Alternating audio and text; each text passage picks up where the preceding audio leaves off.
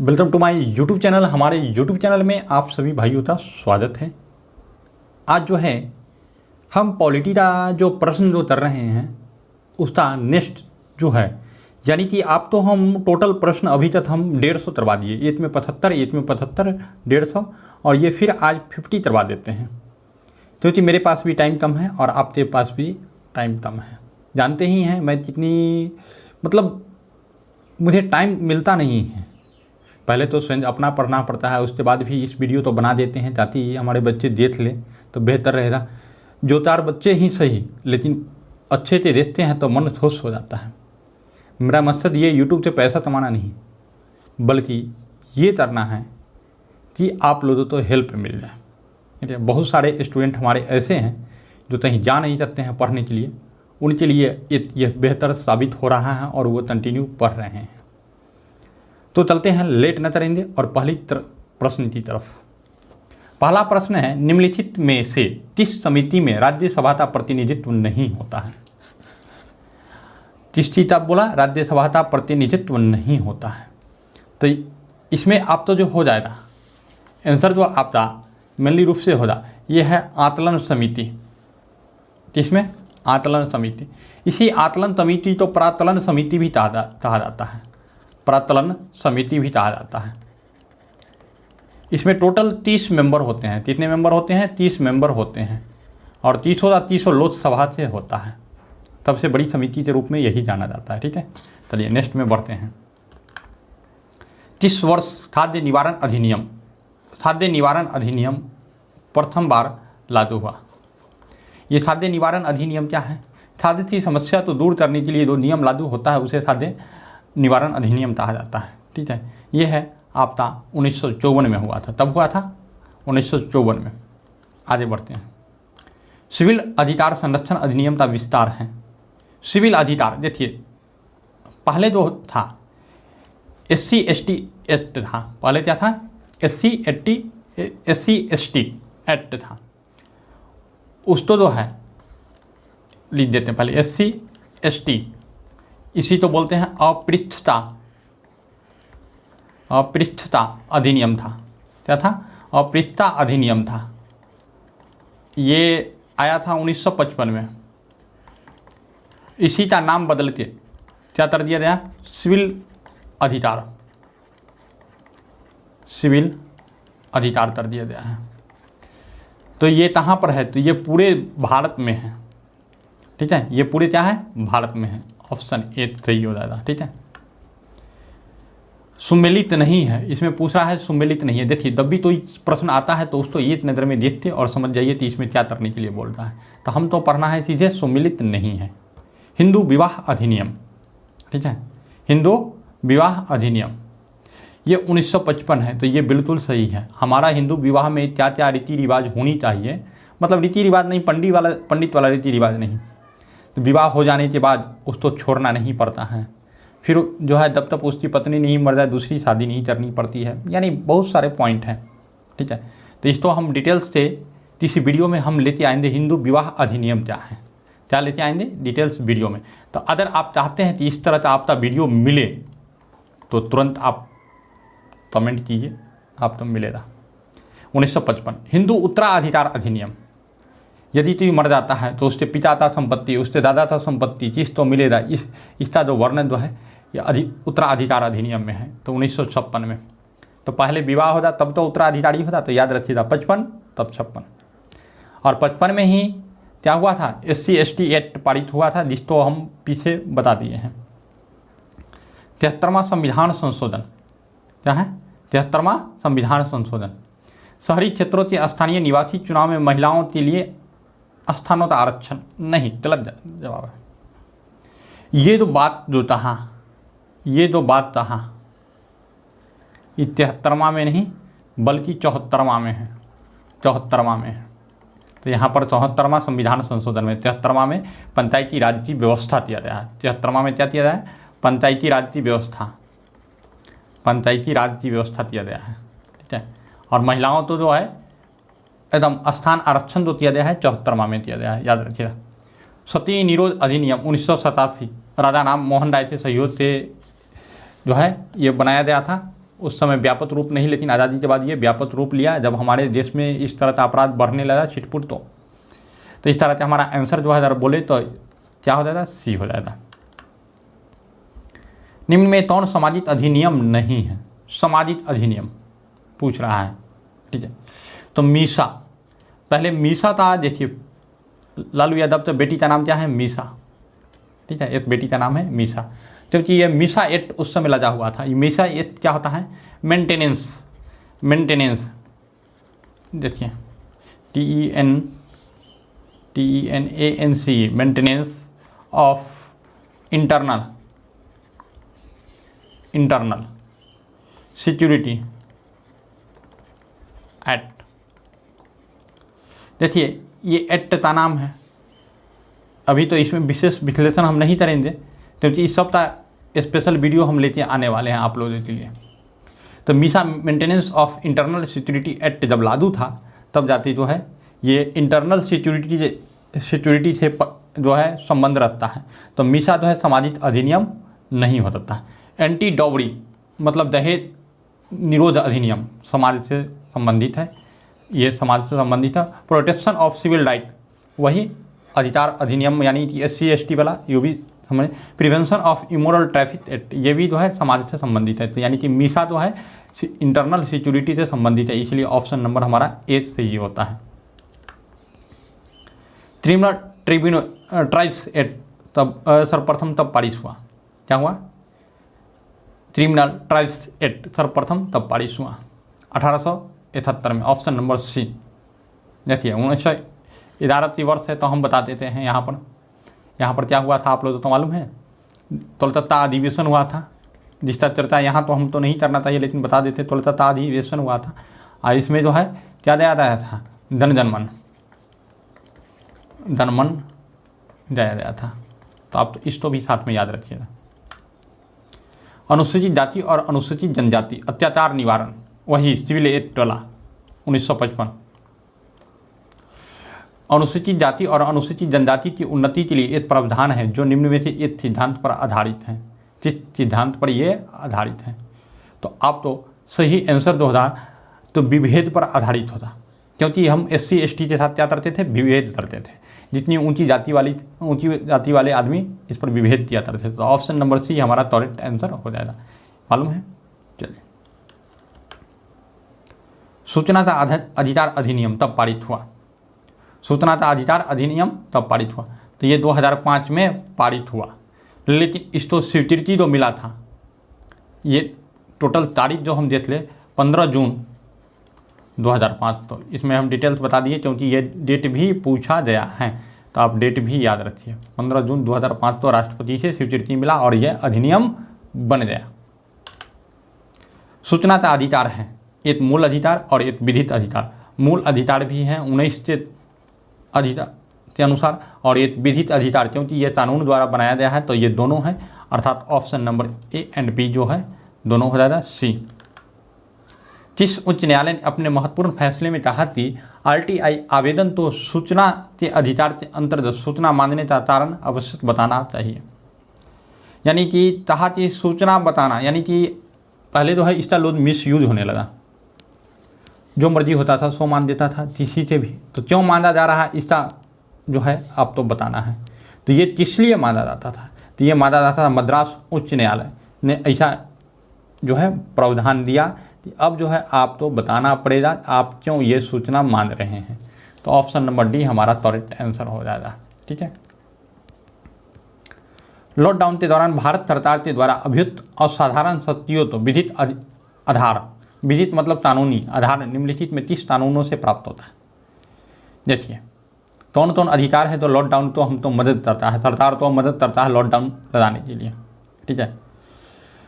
तो सबसे पहले देखिए मेंटल हेल्थ केयर एक्ट 2017 याद रखिएगा, बहुत ही इम्पोर्टेंट है। मेंटल हेल्थ केयर एक्ट ये तब हुआ था 2017, ये बहुत इम्पोर्टेंट है, आने वाले परीक्षा में पूछा था। डिजास्टर मैनेजमेंट एक्ट 2005 हाँ ये लदा था, यही लदने के कारण पप्पू यादव जेल में गए थे। दूसरा, शत्रु संपत्ति enemy property act, enemy property act उतना महत्वपूर्ण नहीं है और ये नहीं इसमें लगा था। और एपिडेमिक डिजीज एक्ट, हाँ एपिडेमिक डिजीज एक्ट 1897 के तहत ये दोनों अधिनियम लद थे। तो है पप्पू यादव तो गिरफ्तार किया गया था, अर्थात ऑप्शन 2 और 4, 2 और 4 लीजिए, तो ऑप्शन नंबर सी में है। समझ रहे हैं। भारत के सर्वोच्च न्यायालय की स्थापना हुई थी तो ये हुआ था भारतीय संविधान द्वारा, शुरू से ही हुआ था, कोई भी संसद अधिनियम नहीं, कोई कुछ नहीं हुआ था। इसका योग्यता जो है, यानी न्यायाधीश, उच्चतम न्यायालय के न्यायाधीश का योग्यता जो है, आप तो बता दें थोड़ा सा, ये बराबर पूछा जाता है, 124 से बी में है, ठीक है। उच्चतम न्यायालय की स्थापना तब हुआ था, जरा स्थापना भी हम बता दें। स्थापना हुआ था 28 जनवरी 1950 तो, 28 जनवरी 1950 तो, ठीक है। तिरंगा तब अपनाया गया, तिरंगा तो राष्ट्रीय ध्वज तब अपनाया गया, तो यह है 22 जनवरी, सॉरी 24 जनवरी है, राष्ट्रगान है, सॉरी राष्ट्रगान है, ये राष्ट्रगान तो अपनाया गया, राष्ट्रगान तो अब 24 जनवरी 1950 तो, तब 26 जनवरी। तो इस तरह से डेट याद रखिएगा, ये सब डेट पूछा जाता है। सर्वोच्च न्यायालय में न्यायाधीश नियुक्ति होने के लिए व्यक्ति तो कम से कम कितनी वर्ष उच्च न्यायालय के एडवोकेट होना चाहिए, तो 10 वर्ष तक उच्च न्यायालय में होना चाहिए, ठीक है। उच्चतम न्यायालय के न्यायाधीश किस प्रकार हटाए जा सकते हैं, तो ये है, उच्चतम न्यायालय के न्यायाधीश को हटाने के लिए संसद को, यानी लोकसभा प्लस राज्यसभा को एक प्रस्ताव पारित करना पड़ेगा, और जाएगा राष्ट्रपति के पास। किसके पास जाएगा, राष्ट्रपति के पास जाएगा, और राष्ट्रपति जो है उसको हटाएंगे। तो ऑप्शन नंबर डी हमारा करेक्ट आंसर होता है। भारत के सर्वोच्च न्यायालय के कार्यवाहक मुख्य न्यायाधीश की नियुक्ति कौन करता है, कार्यवाहक की नियुक्ति कौन करता है। तो इसमें देखने वाली बात ये है कि कार्यवाहक क्या होता है। कार्यवाहक होता है जब राष्ट्रपति, जब कोई ज़्यादा लोड पड़ जाता है न्यायाधीश के ऊपर, तो उसके लिए एक दूसरे न्यायाधीश को भी नियुक्त कर लिया जाता है, तो उसी को कार्यवाहक मुख्य न्यायाधीश भी बोला जाता है। तो यह है हमेशा उपराष्ट्रपति करेगा, ऑप्शन नंबर सी। भारत के सर्वोच्च न्यायालय ने क्या है, ये थोड़ा सा टाइपिंग मिस्टेक है, किस वर्ष में न्यायाधीश की नियुक्ति के लिए कॉलेजियम व्यवस्था, बहुत इम्पोर्टेंट है, ये याद रखिएगा, कॉलेजियम व्यवस्था तब आया था, ठीक है। तो कॉलेजियम व्यवस्था आया था 1993 में, तब आया था 1993, ऑप्शन नंबर ए। भारत में संविधान की मूल संरचना बुनियादी के सिद्धांत का स्रोत हैं। बुनियादी के सिद्धांत का स्रोत क्या है, तो ये न्यायिक व्यवस्था है। न्यायिक पुनरावलोकन जब किया गया तो इसमें न्यायिक व्यवस्था में देखा गया। ये आइए, न्यायिक पुनरावलोकन प्रचलित हैं, कहाँ से प्रचलित है, तो यूएसए के संविधान में प्रचलित है ज़्यादातर, और केवल भारत से नहीं, तो भारत और यूके में दोनों में प्रचलित है। तो ये हम इस तरह से अगर बोले तो हमारा आंसर क्या हो जाएगा, थोड़ा सा बोर्ड हैंग कर रहा है लग रहा है, चलिए देखते हैं, मिटाते इसको, मिटता है तो ठीक है। क्वेश्चन कहता है न्यायिक पुनरावलोकन प्रचलित था,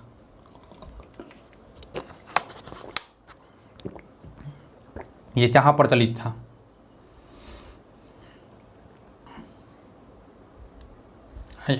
तो यूएसए और इस दोनों में।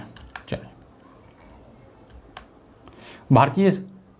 भारतीय संसद का संरक्षण कौन होता है, भारतीय संविधान का संरक्षण कौन होता है, भारतीय संविधान का संरक्षण कौन होता है, तो ये होता है सर्वोच्च न्यायालय, एससी। मैं भारत के संविधान के प्रति सच्चा विश्वास और सच्ची निष्ठा रखूंगा। बाप रे बाप, ऐसा तो कोई नहीं है। भारत की संप्रभुता और अखंडता तो बनाए रखूंगा, अपने पद के कर्तव्य का निर्वहन करूंगा, संविधान और कानून की रक्षा करूंगा। यह शपथ ली जाती है किसके द्वारा, तो यह भारत के मुख्य न्यायाधीश के द्वारा ये शपथ ली जाती है, याद रखिए। समलैंगिकता संबंधित सर्वोच्च न्यायालय का निर्णय निम्नलिखित में किससे संबंधित है। समलैंगिकता संबंधित, समलैंगिकता का मतलब है समान लिंग में लड़का से शादी करेगा, लड़की का। बड़ा अजीब लग रहा होगा आपको, लेकिन हम इससे पीछे का रहस्य बताएंगे इसी वीडियो में। तो इन सब वीडियो के लिए आप तो हमारे चैनल तो सब्सक्राइब कर ही सकते हैं ना। चलिए मतलब भारतीय ये क्या है, भ द स, ठीक है, ये क्या है 377 थे। तो इसमें भारतीय बहुत है मतलब भारतीय दंड संहिता अधिनियम, संहिता की धारा 377 के तहत जो है आप तो समलैंगिकता से संबंधित है, समलैंगिकता से संबंधित है, ठीक है। निम्नलिखित में कौन राज्यपाल की नियुक्ति करता है, राज्यपाल की नियुक्ति कौन करता है, तो ये भारत की राष्ट्रपति, इसी के अनुसार जो है राज्यपाल की नियुक्ति की जाती है। भारतीय संविधान निम्नलिखित में कौन सा एक अनुच्छेद भारत में राज्य के एक राज्यपाल के रूप में एक व्यक्ति की नियुक्ति के लिए योग्यता निर्धारित करता है, यानी कि राज्यपाल की योग्यता, सीधे समझिए आप तो क्या पूछ रहा है, राज्यपाल की योग्यता, राज्यपाल की योग्यता, और ये वर्णित है 157 में, ठीक है। राज्यपाल किसके प्रति उत्तरदायी होता है, राज्यपाल राष्ट्रपति के प्रति उत्तरदायी होता है, हमेशा राष्ट्रपति का प्रतिनिधित्व स्टेट में करता है। केंद्र शासित प्रदेश लद्दाख का प्रथम लेफ्टिनेंट गवर्नर किसे नियुक्त किया गया, प्रथम लेफ्टिनेंट गवर्नर, तो यह है राधा कृष्ण माथुर, तो ऑप्शन नंबर बी। जब एक ही व्यक्ति तो 2 या 2 से अधिक राज्यों का राज्यपाल नियुक्त किया जाता है तो उस राज्यपाल तो संदेह उपलब्धियां और भत्ते होंगे, तो ये होता है ऐसा जब हो जाता है 2 राज्य हो जाता है, मान लीजिए ए और बी राज्य हो जाता है, तो इसका जो है राष्ट्रपति का राज्यपाल का वेतन ए और 2 दोनों मिलके देगा, और ए और 2 दोनों किस रेशियो में देगा, इसका अनुपात क्या रहेगा, इसका जो है निर्धारण जो है कौन करता है, राष्ट्रपति करता है। तो देखिए कौन सा अनुसार उन राज्यों के बीच ऐसे अनुपात में आवंटित किया जाए जैसा कि राष्ट्रपति आज्ञा देता, तो ऑप्शन डी नंबर इसका सही आंसर होगा। किसी राज्य के राज्यपाल द्वारा जारी ऑर्डिनेंस का अनुमोदन, ऑर्डिनेंस अध्यादेश, ऑर्डिनेंस का क्या बोलते हैं, अध्यादेश, अध्यादेश जो लाता है आप तो 1, 2, 3 अनुच्छेद के अंतर्गत लाता है, ये आप तो मालूम होगा। अनुमोदन होना आवश्यक है, तो अनुमोदन किसके द्वारा होना चाहिए, इस बात तो है, तो राज्य की विधायिका, राज्यपाल का अनुमोदन तो राज्य की विधायिका। निम्नलिखित में किसकी नियुक्ति राज्य का राज्यपाल नहीं करता है, राज्य का राज्यपाल नहीं करता है, तो उच्च न्यायालय के न्यायाधीश की उच्च न्यायालय के न्यायाधीश की नियुक्ति राज्यपाल नहीं करता है, ये कौन करता है, तो राष्ट्रपति करता है, ठीक है। और आर्टिकल अगर बता दें किस अनुच्छेद के तहत करता है, तो 217 एक के तहत करता है। प्रतिवर्ष 13 फरवरी तो महिला दिवस मनाया जाता है, किसके जन्मदिन पर जो है महिला दिवस मनाया जाता है, तो ये सरोजनी नायडू, ठीक है, इस दिन दिवस पर। राजस्थान के राज्यपाल जिन्हें बर्खास्त किया गया वो कौन थे, यानी कि अभी वर्तमान में जो बर्खास्त किया गया था 2 महीना पहले, वो रघुतुल तिलक थे, ठीक है, रघुतुल तिलक थे। भारत में राज्य विधान पालिकाओं का उच्च सदन कौन होता है, ठीक है, तो विधान पालिका का उच्च सदन राज्य में, देखिए राज्य में जो होता है ना कौन कौन होता है, पहले तो विधानसभा होता है और विधान परिषद होता है, ठीक है, तो ये निम्न सदन होता है, निम्न सदन होता है, और ये उच्च सदन होता है, विधान परिषद उच्च सदन, तो आप दोनों तो याद रखिएगा। तो इसमें तो विधान परिषद ऑप्शन नंबर ए उच्च सदन हो जाएगा। ये इससे निर्वाचित जनता द्वारा डायरेक्ट निर्वाचित होते हैं, और ये जनता द्वारा डायरेक्ट निर्वाचित नहीं होते हैं। भारत के किसी राज्य में विधान परिषद का सृजन अथवा उसकी समाप्ति की जाती है, तो ये की जाती है राज्य विधान के तत्व संबंधी, ऑप्शन नंबर सी, राज्य विधान के तत्व संबंधी संकल्प पारित करने पर संसद द्वारा। जैसे जब भी विधानसभा का सृजन करना हो, वीपी लाना हो, अभी 6 राज्य में ही वीपी, जब वीपी लाना हो तो सबसे पहले ये जो है VS पारित करेगा कानून, पारित कानून करने के बाद जो है ये आप तो चला जाएगा संसद में, और संसद जो है ना इस पर फिर विचार करेगी, और तब जो है उस राज्य में क्या होगा, VP आ जाएगा विधान परिषद। विधान परिषद में मनोनीत सदस्यों की संख्या कितनी होती है, तो ये 1/6 मनोनीत सदस्यों की संख्या। निम्नलिखित किसे भंग नहीं किया जा सकता है पर समाप्त किया जा सकता है भंग, तो विधान परिषद तो देखिए स्टेट में राज्यसभा और उसी प्रकार देश में राज्यसभा और राज्य में विधान परिषद, ये दोनों सेम भूमिका निभाता है। तो इसी तरह विधान परिषद तो जो है बंद नहीं किया जा सकता है।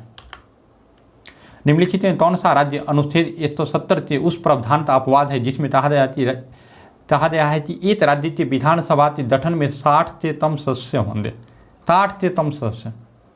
ठीक है, देखिए 60 से कम नहीं होना चाहिए। सबसे पहले आप तो समझना है विधानसभा में लोएस्ट 60 होना चाहिए। ठीक है, लोएस्ट कितना होना चाहिए? 60 होना चाहिए। लेकिन हम बता देते हैं इससे भी नीचे कौन है, तो सिक्किम में मात्र 32 है। सिक्किम में कितना है? 32 है। उसके बाद गोवा में 40 है। ये सब अपवाद हैं, याद रखिएगा। उसके बाद मिजोरम में 40 है। मिजोरम में 40 है। अगर मिजोरम का वीडियो आप देखना चाहते हैं तब हमारे पीछे वीडियो में, यानी कि हमारे न्यूज़ चैनल तो सब्सक्राइब करें, वहाँ मिजोरम का वीडियो दिखाएंगे आपको। आइए पुडुचेरी में 33 सीट है। तो इस तरह से आप तो मालूम है कि इसका अपवाद जो है सिक्किम है। इसमें सिक्किम, गोवा, मिजोरम, पुडुचेरी, सिक्किम, गोवा, मिजोरम, पुडुचेरी, याद रखिएगा। विधानसभा से सदस्य के लिए न्यूनतम आयु क्या निहित की गई है? न्यूनतम आयु की बात कर रहा है तो न्यूनतम आयु 25 वर्ष।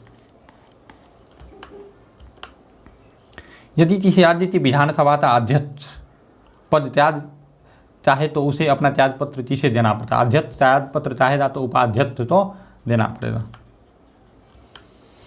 राज्य की संचित निधि का संचालन किया जाता है, किसके द्वारा किया जाता है?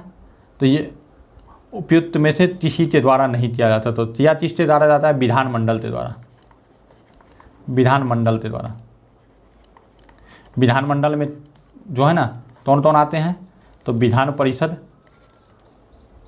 विधानसभा और राज्यपाल, ये तीनों के द्वारा किया जाता है। सॉरी, राष्ट्रपति लिखा रहा है, राज्यपाल।